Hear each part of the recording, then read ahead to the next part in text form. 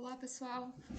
Eu sou a professora Adriele e vou dar início, então, à Farmacologia Aplicada à Enfermagem, disciplina do segundo ano da Unespar, com o conteúdo de introdução aos conceitos básicos e fundamentais da farmacologia. Então, nós vamos aprender o que estuda a farmacologia e quais as suas principais subdivisões e principais termos que nós precisamos saber para a prática.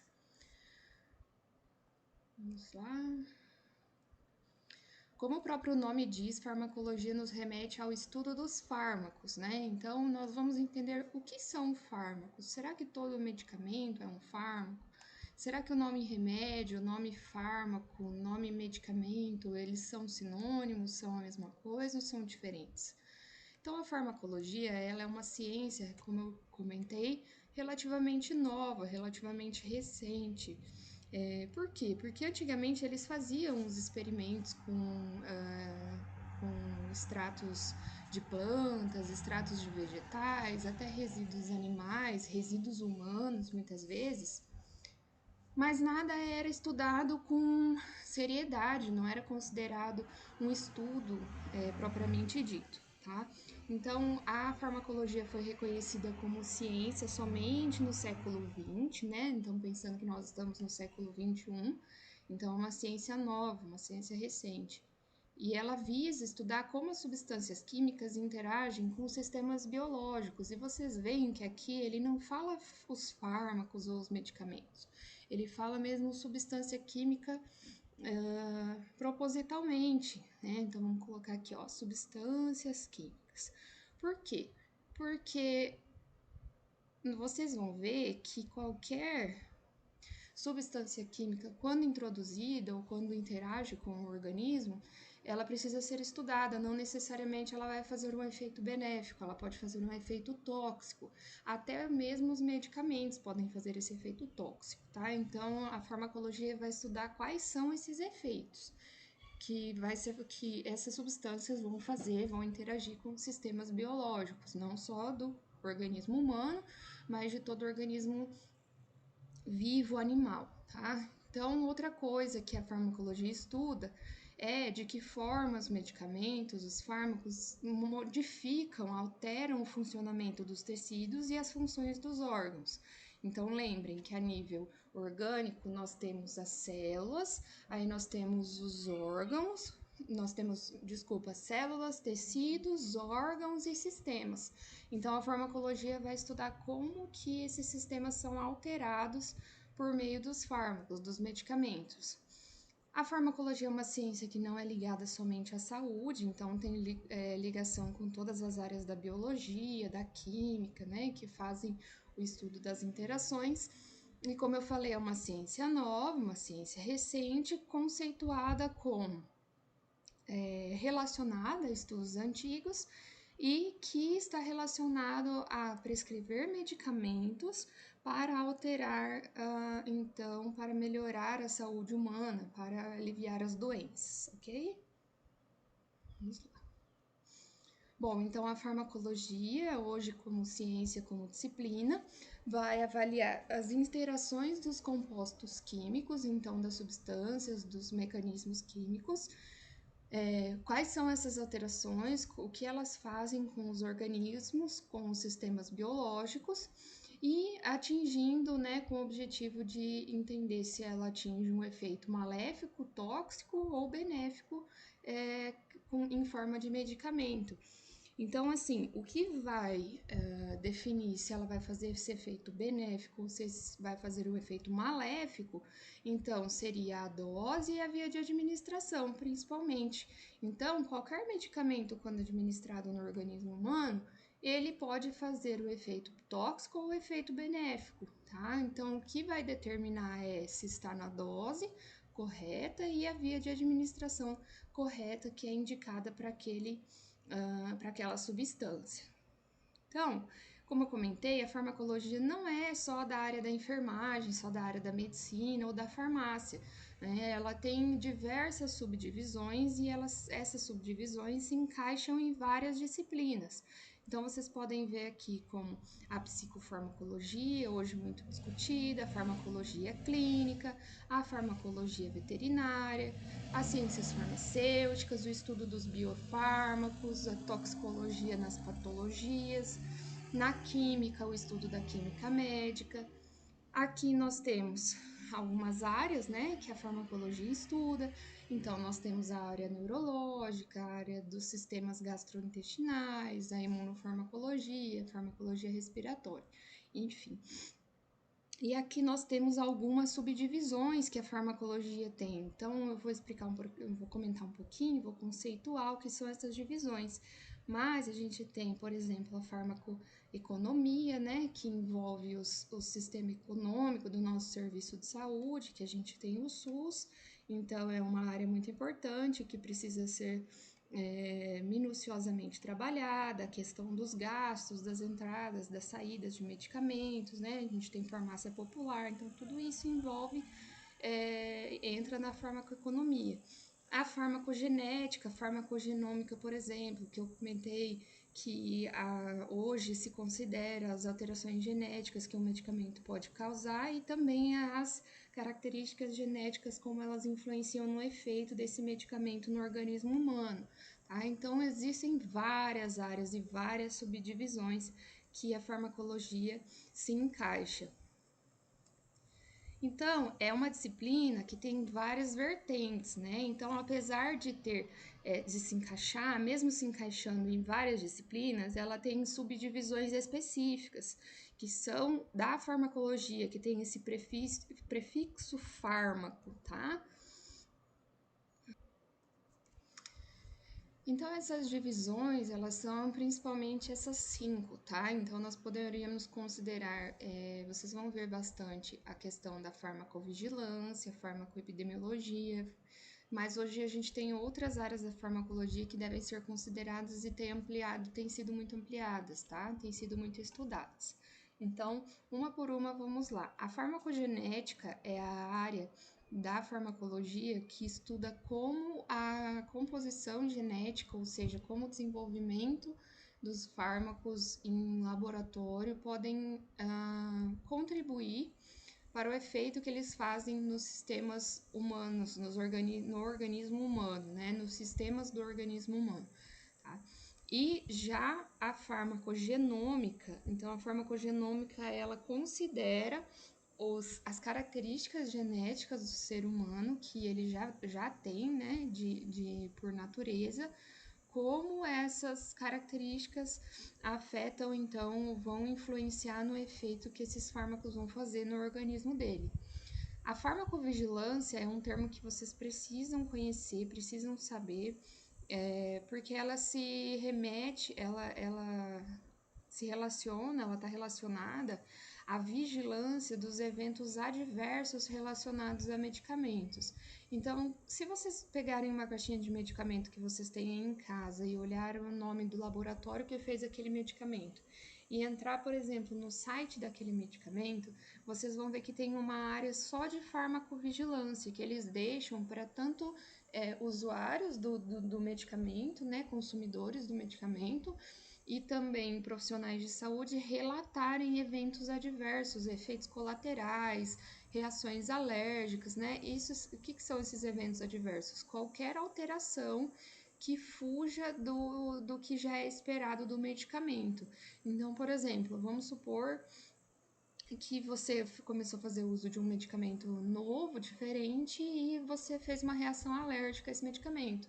Então, você pode entrar no site do laboratório farmacêutico e relatar esse evento adverso. Ou vamos supor que esse evento adverso tenha acometido vários pacientes dentro de uma unidade hospitalar, por exemplo. Tá? Então, isso é farmacovigilância, é vigiar, né? Vigilância vem de vigiar todos os efeitos que esse medicamento está provocando.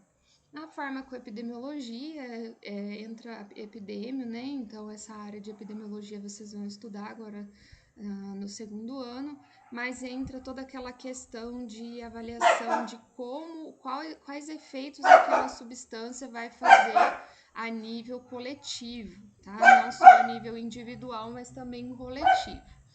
E a farmacoeconomia é aquele termo que eu falei para vocês, que está relacionado então a todos os fatores econômicos, monetários, que envolvem dinheiro, custo, entrada e saída de capital, né? Então, tudo que for relacionado à economia, compra e venda de medicamentos, todas essas transações, entra a questão da farmacoeconomia, ok? Bom, então nós temos ali as vertentes, né, as áreas de estudo da farmacologia, e a farmacologia tem duas grandes divisões, duas subdivisões, vamos dizer assim. Nós temos a farmacodinâmica e a farmacocinética. Esse termo aqui vocês têm que ter em mente, têm que saber, conhecer, porque depois vocês vão ver cada uma de cada medicamento quando vocês forem ver as classes dos medicamentos, ok? Então vamos lá. Então nós temos um produto químico, né? Aqui nós podemos considerar uma substância química ou a molécula de um fármaco. E nós temos as áreas que a farmacologia vai estudar. Então, em relação à farmacocinética, ela vai estudar, é uma área da farmacologia que vai estudar como essas substâncias químicas, como essas substâncias químicas afetam o paciente, tá? O paciente que está recebendo e como ela vai alterar, quais as modificações que vai fazer nos tecidos alvos, tá? Tanto os tecidos alvo não, os tecidos alvos pretendidos, quanto os não pretendidos. O que que significa isso? Ela vai fazer uma molécula de um fármaco, ela vai fazer alteração em todo o organismo humano, independente se eu estou tomando um medicamento, por exemplo, para tirar a dor do estômago, ela vai fazer alteração a nível tanto gastrointestinal quanto a nível de sistema nervoso, por exemplo. Então a gente precisa considerar que o medicamento ele faz alteração tanto nos tecidos alvo quanto os tecidos alvo não pretendidos, tá? Esses efeitos dessa substância química, dessa molécula do fármaco, sobre os tecidos alvo pretendidos, que é aquele efeito que eu estou esperando e desejando, né, ter como resposta, ele pode tanto ter um efeito terapêutico, né, quanto efeito não terapêutico. O efeito não terapêutico é aquele efeito sobre tecidos que não eram os tecidos objetivo daquele medicamento, que eu não queria atingir, mas atingiu, porque eu não tenho como evitar. E aí ele pode produzir esses efeitos tóxicos, tá?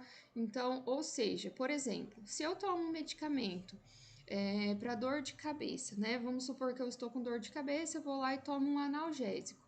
Esse analgésico vai ter que ser metabolizado pelo fígado, então o fígado seria um tecido alvo não pretendido, e o sistema nervoso central, pela dor de cabeça, pela cefaleia, seria o tecido alvo pretendido. Então, a analgesia da dor de cabeça ali, cortar o efeito da dor, seria o efeito terapêutico, tá?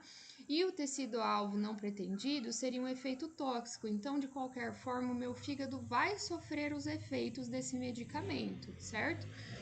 Esse estudo sobre o efeito da substância química, os efeitos que ela faz num paciente, tanto em tecidos alvos pretendidos quanto em tecido alvos não pretendidos, sendo efeitos terapêuticos, efeitos esperados e efeitos tóxicos ou efeitos não terapêuticos, são as áreas que estudam a farmacologia e a toxicologia médica, que são as áreas da saúde que estudam os efeitos dos medicamentos, tá?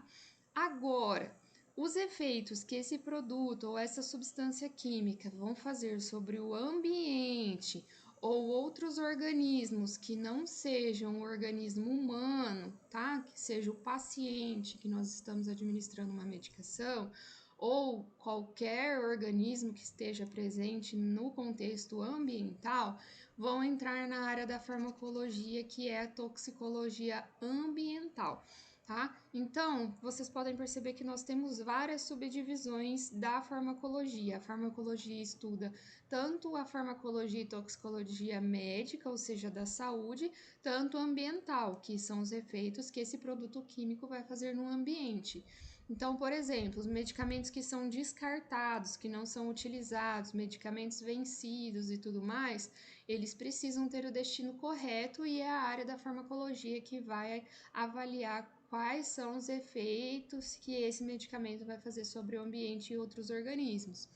E também os efeitos que esse medicamento vai fazer sobre o organismo do paciente, ele também é estudado pela farmacologia, tanto pela farmacocinética, que é a área que estuda como ele vai ser absorvido, distribuído, metabolizado e eliminado, quanto a farmacodinâmica, que são quais efeitos ele vai produzir, quais efeitos colaterais ele pode produzir e tudo mais até ele ser eliminado, ok? Isso é a área da farmacologia e toxicologia médica, que é a nossa área de estudo, tudo bem?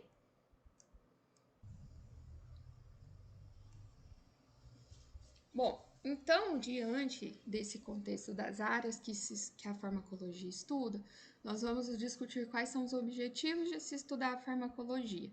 Então, por que nas ciências médicas nós estudamos a farmacologia? Primeira coisa, nós precisamos compreender quais são esses mecanismos que essas substâncias químicas, essas moléculas, elas afetam o organismo humano, tá? Então, a gente sabe que o uso de medicamentos é uma realidade na nossa área e a gente precisa entender quais são os efeitos que esse medicamento, que essas substâncias fazem no organismo, sendo eles benéficos, né, terapêuticos, ou sendo eles tóxicos. O objetivo final é obter o sucesso terapêutico no tratamento e diagnóstico de doenças. Como assim tratamento e diagnóstico? A gente só não usa medicamentos quando a gente está doente, quando tem algum sintoma?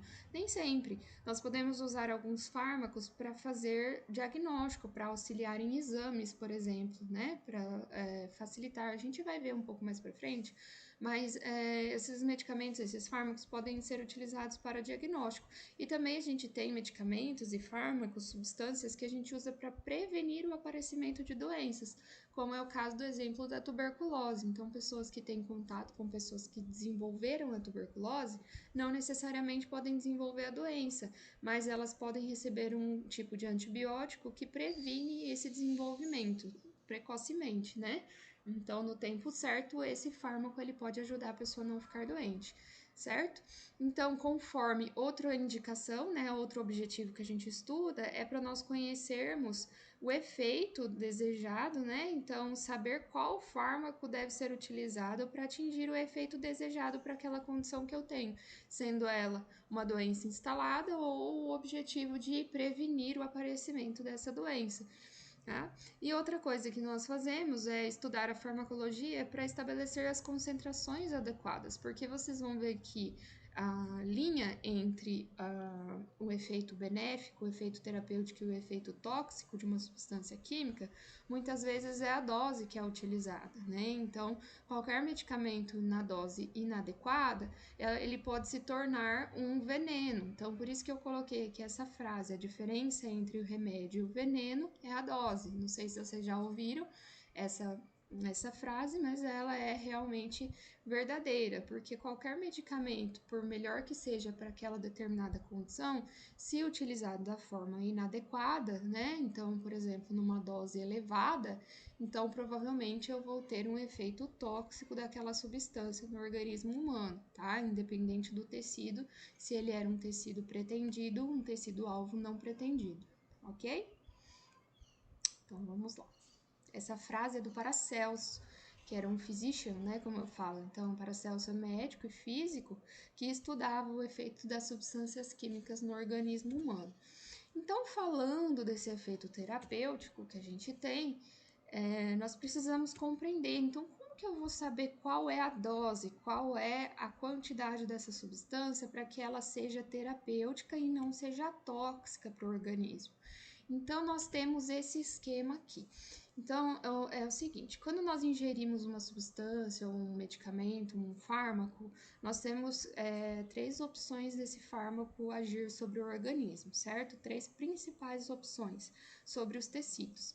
Então, se eu ingerir uma dose abaixo do que é indicado, para aquela condição que eu estou apresentando, vamos supor que eu esteja com aquela dor de cabeça que eu comentei, né? Então, eu tô com uma cefaleia pulsátil, aquela que pulsa aqui na veinha cefálica, na região temporal da cabeça. Então, eu tô com aquela dor de cabeça, e daí eu vou lá, eu peso 80 quilos, vou lá e tomo um medicamento. Eu vou tomar só meio comprimido de dipirona.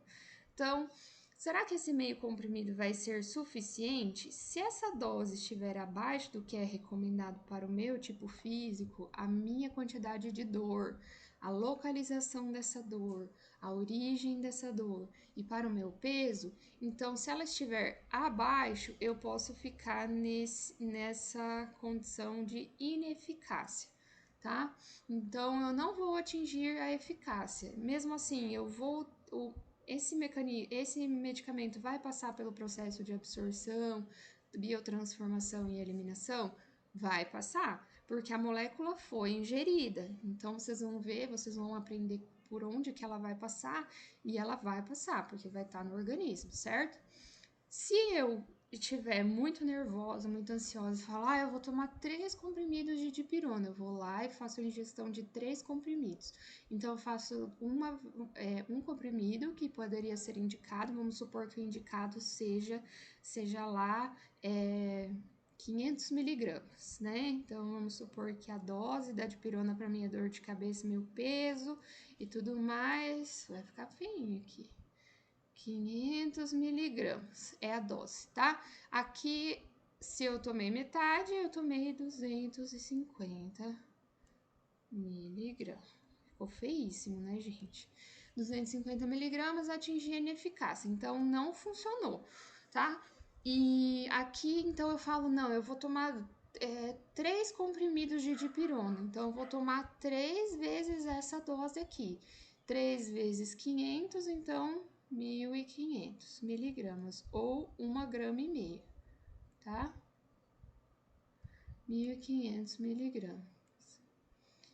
Além de... O que pode acontecer nesse caso, tá? Então, além de correr o risco de não fazer o efeito terapêutico, assim, é provável que vai fazer, que vai reduzir a dor, tá? Considerando só o fator dose, tá? Desconsiderando outros fatores, se eu já faço uso de medicação, enfim, qualquer outro fator, tá? Então, considerando a questão de dose, então provavelmente faça o efeito de reduzir a dor, porém, o efeito de toxicidade também tem muita chance de acontecer. Então, se esse medicamento for lá para o fígado, se não, ele vai para o fígado para ser metabolizado e depois eliminado pelos rins, então com certeza esses órgãos, esses tecidos que são alvos não pretendidos, mas eles são obrigatórios, eles fazem a parte do trajeto do medicamento, então eles vão sofrer essa toxicidade. Por isso que pacientes que têm, vamos supor, insuficiência renal ou insuficiência hepática precisam tomar muito cuidado com a dose que eles ingerem de medicamentos, inclusive o tipo, quais medicamentos que eles estão fazendo ingestão, tá? Ou pessoas que nasceram já com problema renal ou que não têm um rim, enfim, tá? Então, tem algumas condições, elas exigem que nós façamos uma avaliação minuciosa da utilização de medicamento, ok? Não que outras não exijam em condições normais, ok?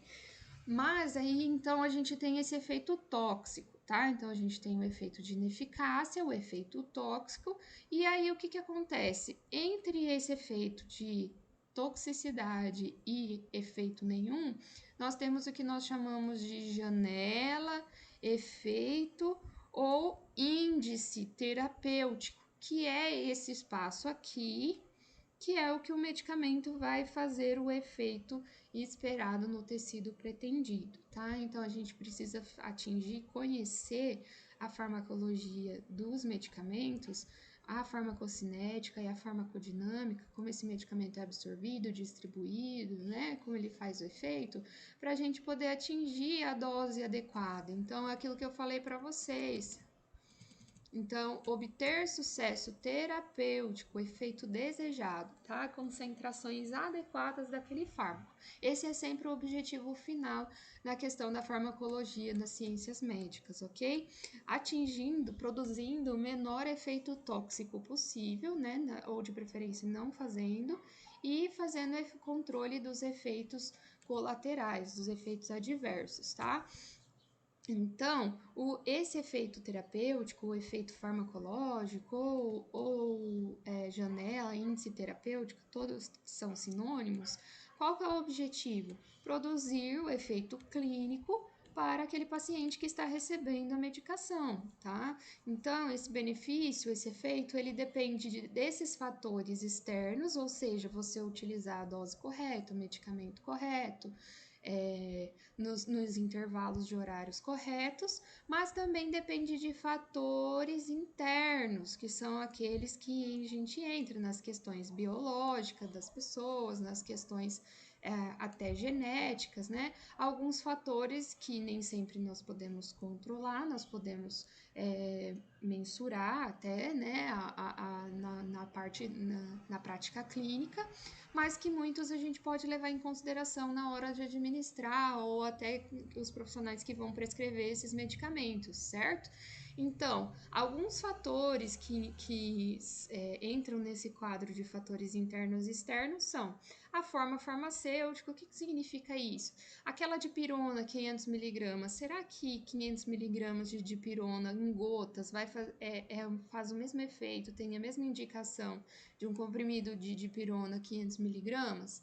Né? Então, isso é forma farmacêutica, como o medicamento vem apresentado, se ele vai estar apresentado em gotas, em xarope, solução, ou endovenoso, por exemplo, em ampola, né? A via que é administrada, será que 500 miligramas em comprimido de dipirona faz o mesmo efeito que 500 miligramas de dipirona administrada na veia da pessoa?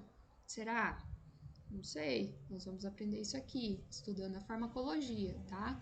A dissolução.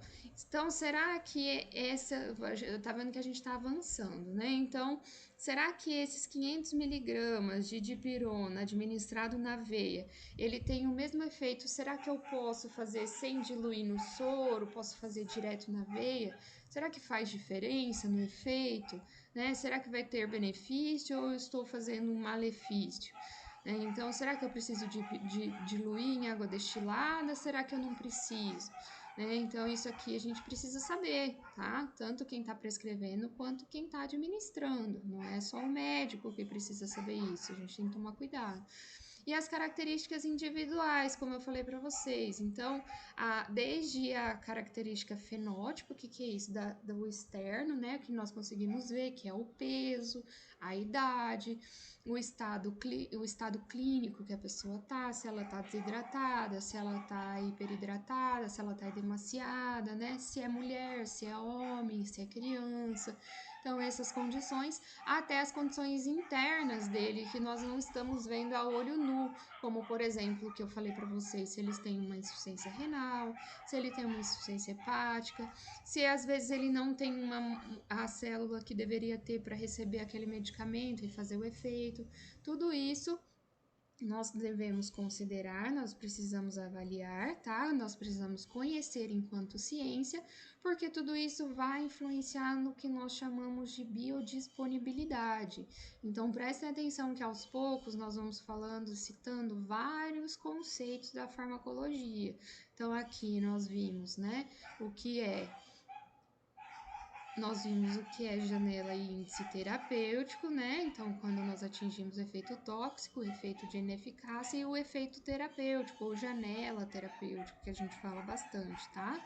Então, nós vimos também a questão dos fatores internos e externos, forma farmacêutica, via de administração, dissolução, benefício clínico, né? Efeito, toxicidade.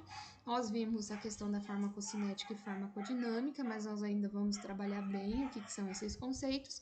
E agora vocês têm o conceito de biodisponibilidade. O que significa biodisponibilidade? Então vamos por partes. Bio nós sabemos que está relacionado à vida e organismo, certo? Disponibilidade, o que quer dizer?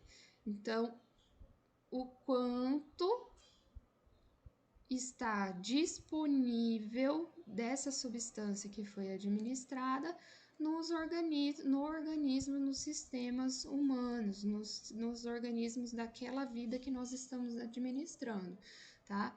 Então, vamos supor, será que aquelas 500 miligramas de pirona que foram administradas em forma de comprimido, eu peguei um comprimido de 500 miligramas e tomei.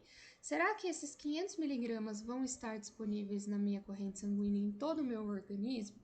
Será que eu vou conseguir chegar no 100%? Tá? Não sei. Vai depender de vários fatores, que são aqueles fatores que eu comentei com vocês, certo?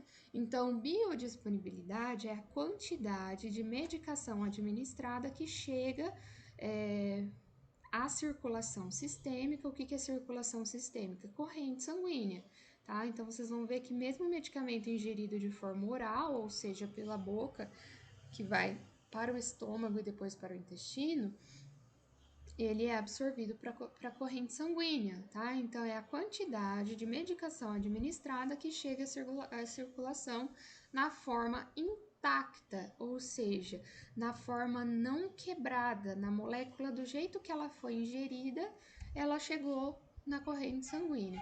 Então, quanto será que daquela dipirona que eu tomei de 500 miligramas vai chegar na minha corrente sanguínea? Não sei, isso depende de vários fatores, tá? Outra coisa, o nome que nós damos para essa quantidade, né? Assim, quanto está disponível é a biodisponibilidade, tá? Mas como que eu chamo aquela quantidade que eu consigo medir, né, na corrente sanguínea? Como que eu chamo o que foi aproveitado? O que foi descartado é resíduo, é metabólito, né? E o que não foi descartado, que nome eu dou? Então, nós chamamos de concentração o percentual, tá, de aproveitamento de um fármaco pelo organismo. Tá, professora, não entendi. Parece que é a mesma coisa. Parece que de biodisponibilidade e concentração é a mesma coisa. Então, vamos lá. Então, tá, eu tava com dor de cabeça, vamos continuar naquele exemplo, né? Eu tava com uma cefaleia intensa, né? Então, eu ingeri 500 miligramas de pirona, porque era o que estava recomendado lá pro meu tamanho, pra minha idade, pro meu sexo e para as minhas condições. Bom, aquele medicamento vai chegar a um ponto, um horário, né? Então, cada medicamento tem um horário diferente. Aquele medicamento vai chegar a um horário, depois que eu ingerir, que ele vai atingir o pico farmacológico, o pico da concentração, tá? Porque até então ele está passando pelo processo de absorção, ele está sendo metabolizado, aí ele atinge o pico da concentração, que é a hora que vai estar mais aliviada a minha dor de cabeça. Chega um momento que ele vai sendo transformado, ele vai sendo aos poucos eliminado pelo organismo, vai passar continuar pela corrente sanguínea e vai até ser eliminado pelos rins, principalmente pela urina, tá? Então, esse pico aqui é o que a gente chama de pico de concentração de ação farmacológica daquele medicamento, tá? E aí, esse medicamento ele vai estar disponível no plasma da corrente sanguínea, certo? Então, esse pico é a concentração, tá? Não é a biodisponibilidade. Biodisponibilidade é a quantidade de medicação que vai estar disponível. E a concentração é o pico, o tempo que vai levar para esse medicamento estar na sua maior quantidade fazendo efeito lá na corrente sanguínea, certo? E aí nós vamos falar outro conceito que vai entrar aqui. Se chega um ponto que ele está no pico do efeito mais alto possível, né, conforme vai passando o tempo, por isso que o medicamento vai perdendo efeito, chega aqui, a gente não espera chegar nesse zero efeito, né, principalmente se a gente está falando de um paciente que está internado, Por que tá lá no prontuário de 8 em 8 horas? Porque chega um ponto que ele vai começar a cair a concentração desse medicamento, tá? E se for um analgésico, o paciente vai voltar a sentir dor. Se for um antibiótico, a atividade microbiana vai voltar a funcionar. Então, nós não podemos deixar no final, chegar no final, tá? A gente precisa continuar o efeito até que o organismo se restabeleça. Esse é o objetivo de se ingerir um fármaco, tá? Então, por isso que a gente tem que tomar cuidado em tratar sintomas, tá? O uso do medicamento é por um tempo até que se encontre a causa daquele problema, né? E o organismo consiga se restabelecer, certo? Então, essa biodisponibilidade, ela varia conforme a via que for administrado o medicamento. Como assim? Se eu estava com dor de cabeça e eu ingeri aquele comprimido, lembra o comprimidinho de dipirona? Então, ele vai passar fisicamente, né? Ele vai passar por um trajeto gastrointestinal, então ele vai sofrer ação do suco gástrico. Diferente do que a maioria das pessoas pensam, a maioria dos medicamentos ingeridos de forma oral, eles são absorvidos pelo intestino e não pelo estômago. Mas ele precisa passar pelo estômago antes, então ele vai sofrer o efeito desse trajeto. Então vocês podem ver aqui que ele tem o pico de concentração dele, o momento que ele está mais biodisponível no organismo, ele é mais baixo e ele demora um pouco mais para acontecer, porque aqui a gente está falando em relação ao tempo, tá? Então, conforme vai passando o tempo, ele atinge sim o pico de concentração, só que ele vai caindo, tá? E ele tem uma concentração máxima mais baixa do que aquele medicamento que foi administrada por via intramuscular, por exemplo, ou então, vamos ser mais específico, pela via intravenosa. Então, vocês podem ver que quando a gente administra o medicamento por via intravenosa, a gente coloca o máximo da concentração dele direto na corrente sanguínea. Então, por que ele faz o efeito máximo e na hora não leva um tempo para atingir? Porque se esse medicamento ingerido por via oral precisa chegar na corrente sanguínea, esse aqui que a gente fez endovenoso ou fez na veia, você está colocando direto. Então, você vai ter o efeito máximo ali. Então, a tendência dele é só cair conforme passa o tempo, tá? E ele cai a zero, ó. Então ele cai mais rápido do que um medicamento ingerido por via oral que fica ali fazendo efeito mais prolongado. Então, às vezes a pessoa fala assim: nossa, o médico não prestou atenção, porque ele passou. Eu tomei dipirona lá no pronto atendimento para dor de cabeça e ele passou a dipirona para eu tomar em casa. Por que ele fez isso? Porque é para manter esse efeito aqui. Esse que você tomou lá no pronto atendimento na veia, que você foi administrado, né? Que colocaram no soro lá e você ficou tomando e aí melhorou a sua dor, ele vai acabar o efeito conforme passa o tempo. Só que quando ele tiver aqui para acabar, você vai tomar o comprimido, tá? E aí vai fazer esse efeito aqui de via oral, tá? Ou vamos supor, ele passou intramuscular e passou a mesma medicação para eu tomar em casa, só que em comprimido. Acho que ele não prestou atenção, ele prestou. Por quê? Porque esse efeito ele vai cair conforme passa o tempo, tá? Então, para manutenção, ele passou por via oral para você continuar não tendo dor, tá? Então, por isso que a gente administra o medicamento com o horário contado e no horário certo para os pacientes, principalmente aqueles que estão internados, certo? Então, o horário que é administrado o medicamento é muito importante na administração. Por isso que a gente tem que prestar atenção. Então, essa biodisponibilidade, a quantidade de medicamento que vai estar disponível na circulação sanguínea, vai fazer muita diferença conforme a via que esse medicamento for administrado. Então, uma coisa a gente já sabe, a gente já respondeu, que faz sim diferença tomar um comprimido de dipirona e ter aquela medicação administrada na veia. Qual é a diferença? Ó, então, Aquela que foi feita na veia vai fazer o efeito máximo na hora, mas vai passar mais rápido. E aquele que eu tomei por via oral, ele vai demorar um pouco mais para atingir o pico de concentração, só que ele vai manter o efeito um pouco mais prolongado, tá? A mesma coisa acontece com a via intramuscular. Ah, qual é a diferença de eu tomar uma injeção de dexametasona, né? Injetável para aquela dor na coluna ou tomar o comprimido. Primeiro que a dose do comprimido ela vai ser mais baixa, que é para você tomar por mais tempo, né? Então, para você fazer o uso mais tempo. A intramuscular, ela vai demorar um pouquinho mais, né, comparado, porque ela vai ser absorvida pelos capilares da musculatura onde foi administrada. Então, o pico demora um pouquinho mais, mas o efeito ele também é mais prolongado. Olha a diferença, olha onde está a linha aqui da intravenosa e olha onde está a linha da intramuscular, certo?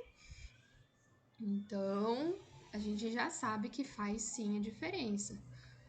Então, a gente já tem trabalhado vários conceitos, né? Mas alguns deles a gente ainda não falou. Então, por exemplo, lembra que eu perguntei, será que tem diferença entre os conceitos de remédio, droga, fármaco, medicamento? Tem sim, tá? Então, nós vamos começar aqui, embora esteja em outra ordem, nós vamos começar pelo conceito de remédio. Então, esse comprimido de dipirona que eu tomei é um remédio? Sim, é um remédio. Por quê? Remédio significa qualquer substância, procedimento, fé, crença, qualquer coisa que for feita que tenha intenção benéfica, que tenha a intenção de produzir bem para aquele problema que está instalado, ele pode ser chamado de remédio.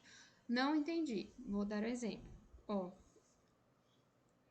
eu tava com essa dor de cabeça, mesmo tomando comprimido de dipirona não passou. Então fui no pronto atendimento, como eu falei, foi feito a mesma dipirona, só que na veia. Aí a dor passou e o médico falou: "Agora você vai continuar tomando a dipirona para manter o efeito, para você ficar sem dor. Mas você vai ter que fazer um exercício ou uma massagem, ou uma massoterapia, ou uma quiropraxia, porque você está essa dor de cabeça ela é tensional, você está com o pescoço tenso e está desencadeando essa cefaleia. Então, eu falei, ok, então eu vou fazer para que eu não tenha mais dor. Isso é eliminar a causa, tá? Então, provavelmente eu estava passando por um momento de estresse, fui lá e fiz uso da medicação. Bom, então, a dipirona é um remédio? Sim, é um remédio, tá? A massagem, a massoterapia que o médico falou para eu fazer também pode ser considerado um remédio? Também pode ser considerado um remédio, tá? Mas o que é a massagem, a massoterapia não é? Um fármaco. Por quê? Fármaco precisa ser uma substância que seja definida, que seja utilizada, né, como efeito terapêutico, tá? Então precisa ser uma substância. Já um medicamento, ele é a associação de um fármaco com outros componentes. Então, a dipirona propriamente dita, ela é um fármaco, mas ela precisa estar associada. Então, o extrato que compõe a dipirona, ele precisa estar associada com um veículo de transporte, que vai ser, por exemplo, uma água destilada, aquilo que vem compondo ela. Então, toda a sua composição vai tornar ela um medicamento, tá? Agora, já a droga, ela é toda substância que vai agir no organismo, para o bem ou para o mal, tá? Com efeito benéfico ou maléfico. Ou seja, o que pode ser considerado uma droga? Eu vou dar um exemplo ali na frente. A heroína, eu vou explicar. A heroína, vem da mesma origem, ela tem a mesma substância de origem que a morfina. Mas a gente não usa a heroína no hospital, mas a morfina nós utilizamos. Então, a morfina é um fármaco e é um medicamento, mas a heroína não é. A heroína é uma droga. A morfina é uma droga? É uma droga, mas é um fármaco e um medicamento. Pode ser considerado fármaco e ou medicamento. Por quê? Porque ela tem efeito terapêutico. A heroína não tem efeito terapêutico, tá? Mas tem a mesma origem. Vou mostrar ali na frente com um exemplo. E o placebo é uma substância ou até uma ação que tem o efeito de agradar ou aliviar o sofrimento, tá? Então, não pode ser um fármaco placebo, tá? Então, não tem como ser um medicamento placebo, certo? O termo correto é somente placebo. Então, eu vejo algumas pessoas falando assim, eu tô utilizando... eu vi uma pesquisa que usaram um medicamento placebo e um medicamento para comparar. Não, é um placebo e um medicamento. Porque dentro daquele placebo não tem substância com efeito terapêutico, não tem fármaco, certo? E outra coisa, esse efeito placebo, ele pode ser gerado não só por substâncias, tá? Então, aqui tá a substância com a intenção de agradar, mas não só com substâncias. Então, por exemplo, existem vertentes na literatura que falam que a homeopatia é placebo, tá? Ela pode ter efeito, ela pode gerar efeito placebo, qualquer medicamento pode gerar um efeito placebo. Qualquer terapia pode gerar um efeito placebo, mas a homeopatia não é um placebo, tá? É um fármaco, é um medicamento, tá? Porque passa pelo processo de desenvolvimento e utilização como qualquer outro fármaco, porém ela pode também produzir o efeito placebo, assim como uma massagem, assim como um medicamento que está vazio ou que tenha alguma substância que não tem efeito terapêutico. Então, aqui a gente tem um exemplo. Então, olha lá. Aqui a gente tem essa flor bonita, que é a flor da papoula, né? Então, a flor da papoula, ela foi descoberta há muitos anos. Lembra que na história da farmacologia eu comentei com vocês. E os seus efeitos, ela é uma flor muito cheirosa, inclusive, ela tem um odor muito agradável, é um odor doce.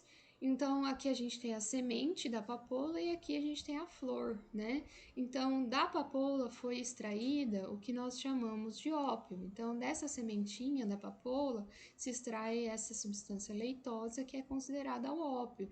Então, é o extrato da papoula, é a forma mais concentrada que nós temos da papoula, é o ópio, tá?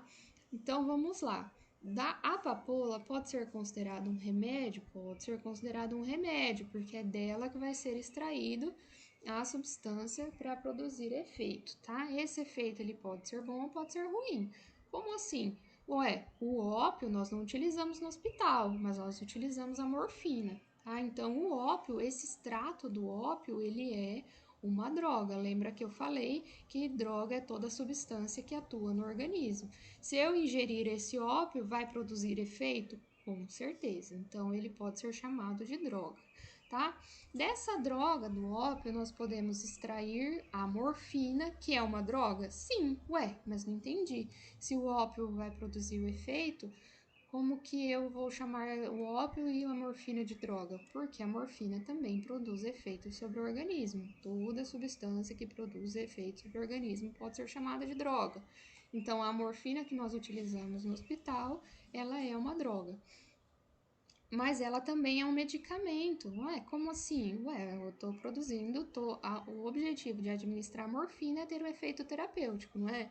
Então, ela é uma composição de um fármaco, que é a morfina extraída do ópio, que vem da papoula, tá associada a algum veículo de transporte, esse líquido, né? Porque não é tudo que tem aqui dentro que é ópio, certo? Então, a gente tem um medicamento que é a associação da morfina com outros componentes que formam o medicamento que nós utilizamos nos hospitais, tá? No pronto atendimento e tudo mais. E do ópio também a gente pode extrair a heroína, né? Assim como a gente pode extrair outras substâncias. A heroína ela é uma droga porque ela produz efeito no organismo, só que o efeito dela é maléfico, então ela não pode ser considerada um medicamento, tá? Nenhum fármaco, porque ela não produz efeito benéfico. Para ser fármaco, ela precisaria produzir efeito benéfico no organismo, e o efeito é maléfico, certo? Tá, mas esse efeito maléfico, qual é o efeito maléfico? Dependência, abstinência, alucinação, tudo aquilo que ela produz. Mas lembra que eu falei que a diferença entre uma droga e um medicamento é a dose, um veneno e um medicamento é a dose? A morfina, quando ingerida em altas quantidades ou repetidamente, ela vai produzir o mesmo efeito que a heroína. Apesar de ser muito mais fraca que a heroína como droga, ela também vai produzir o efeito de tolerância e dependência. Vocês ainda vão ver o que é isso. Mas, já para a gente ir aprendendo, tolerância é tolerar, o organismo que está tolerando. Chega uma hora que aquela dose é tolerada por ele. Ele já entende aquela dose como necessário para o organismo funcionar naturalmente. É isso que acontece com uma pessoa que é dependente química, tá? Então, por que ela precisa de doses cada vez mais altas? Porque o organismo se tornou tolerante, ok? E ele vai produzir também dependência. Então a gente encontra nos pronto atendimentos, né, principalmente nos hospitais, pessoas cada vez mais dependentes de analgésicos narcóticos, que é o que a gente chama, tá? Que são analgésicos que produzem dependência química, como a morfina, a codeína, o tramal, tudo mais. Só a nível de curiosidade, aqui da papoula e do ópio é onde a gente extrai então a morfina, é da onde é extraída a heroína, e a gente extrai outros medicamentos que então são moléculas mais quebradas, então o efeito é um pouco mais baixo, tá? A força de concentração é menor, que é a codeína, que é o tramal, que é a moxicodeína, então tem uma infinidade de remédios que a gente tira, de medicamentos que a gente tira que extrai do ópio também, tá bom?